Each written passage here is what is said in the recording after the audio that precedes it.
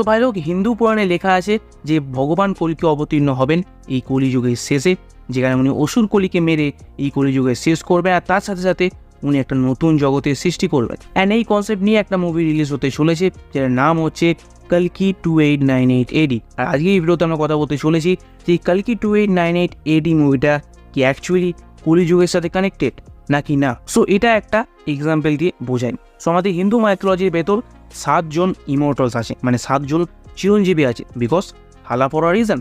So এই 7 জন চিরঞ্জীবী যখন ভগবান কলকি আসবেন এই কলিযুগের শেষে, তাকেই হেল্প করবে অসুর কলিকে মারার জন্য। আর এই 7 জন চিরঞ্জীবী হচ্ছেন পরশুরাম, হনুমান, কৃপাচার্য, বেদব্যাস, বিভীষণ, মহাবলী আর অশ্বত্থামা। আর এই 7 জন চিরঞ্জীবীর মধ্যে অশ্বত্থামা থাকতে চলেছেন এই কালকি 2898 মুভির ভেতর, প্লেড বাই অমিতাভ বচ্চন।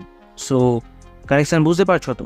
হয়তো এই কালকির ফার্স্ট মুভিতে আমাদের 7 জন চিরঞ্জীবীকে একসাথে দেখাবে না, বাট কালকি সিনেম্যাটিক ইউনিভার্সের যে নেক্সট মুভিগুলো আসবে তাতেই মেবি ডাইরেক্টর নাগ অশ্বিন ধীরে ধীরে এই 7 জন চিরঞ্জীবীকে রিভিল করবেন। অ্যান্ড তার থেকে বেশি এক্সাইটিং জিনিস হচ্ছে এইটা যে অশ্বত্থামা বাদে যে বাকি 6 জন চিরঞ্জীবী আছে, সেই 6 জন চিরঞ্জীবীর রোলে আমরা কাকে কাকে দেখবো, কত বড় বড় একটাতে দেখবো।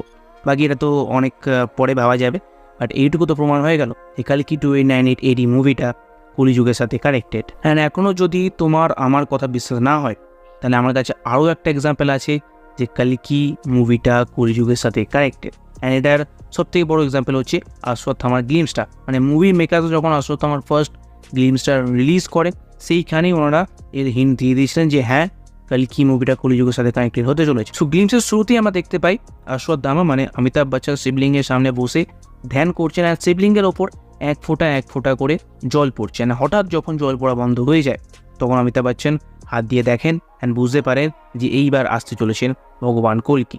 অ্যান্ড আমাদের পুরাণে যেটা লেখা আছে সেটা হচ্ছে এটাই যে যখন আমাদের এই পৃথিবী থেকে গঙ্গা, যমুনা, সরস্বতী 3টে নদীর জল পুরোপুরি চিরতরে শেষ হয়ে যাবে, মানে চিরতরে শুকিয়ে যাবে, তখনই এই পৃথিবীতে এন্ট্রি নিতে চলেছেন ভগবান কলকি। অ্যান্ড ঠিক সেটাই আমরা এই গ্লিমসের ভেতরেও দেখতে পেয়েছি, যেখানে অমিতাভ বচ্চন যখন বুঝতে পারেন যে এই পৃথিবী থেকে চিরতরে জল শেষ হয়ে গেছে, এবার মানুষ জলের জন্য হাহাকার করবে, তখনই উনি বুঝতে পারেন যে এইবার ভগবান কলকি আসবেন। সেই কারণেই উনি নিজের মণিটা পরে নিয়ে নিজেকে প্রিপেয়ার করেন যুদ্ধের জন্য। অ্যান্ড অ্যাকচুয়ালি আমরা তো জানি যে যখন ভগবান কলকি আসবে তখন ওনার সাহায্য লাগবে 7 জন চিরঞ্জীবীর অসুর কলিকে হারানোর জন্য। তো এইটাই হচ্ছে সেকেন্ড এক্সাম্পল যেটা প্রুভ করে দেয় যে হ্যাঁ, কালকি 2898 মুভিটা কলিযুগের সাথে কানেক্টেড। বাকি তুমি যদি আরও কোনো জিনিস নোটিস করে থাকো এই কালকি 2898 মুভির ব্যাপারে, কোনো থিওরি বা কোনো এক্সাম্পল যেমন আমি দিলাম, তো তুমি অফকোর্স আমাকে কমেন্ট করে জানাতে পারো। বাকি এরপর দেখা হবে ডাইরেক্ট কালকি মুভির রিভিউ নিয়ে। অ্যান্ড আরও যদি তুমি কালকির ব্যাপারে জানতে চাও, তো তুমি আরও ভিডিও বানিয়েছি কালকি নিয়ে, সো তুমি যাও গিয়ে সেই ভিডিওতে চেক আউট করো। তোমার সাথে দেখা হবে ঠিক সেই ভিডিওতে। So by.